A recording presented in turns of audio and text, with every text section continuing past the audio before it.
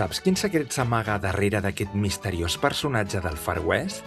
Es tracta del llegendari actor Jaume Ciurana, que des de la inauguració de PortAventura l'any 1995 va donar vida a infinitat de personatges arreu de totes les àrees temàtiques del parc, començant amb les mítiques animacions del carrer de comediants. Tot era descobrir coses noves i tots érem novatos en aquell moment. I bueno, era molt il·lusionant i vaig disfrutar molt, doncs. El nombre és Johnny Red. Van aturar pel carrer. Escolti, vostè no era del PortAventura, no estava allà al saló? Sí. Oh, com xalàvem, que no sé què, quin fart de riure. Estimat públic, pel bon funcionament de l'espectacle és molt important no distreure, tocar ni donar menjar als ocells. Gràcies. L'espectacle començarà en 5 minuts. El espectáculo comenzará en 5 minutos. Les rogamos que dejen libre la sala para dar paso a nuevos espectadores.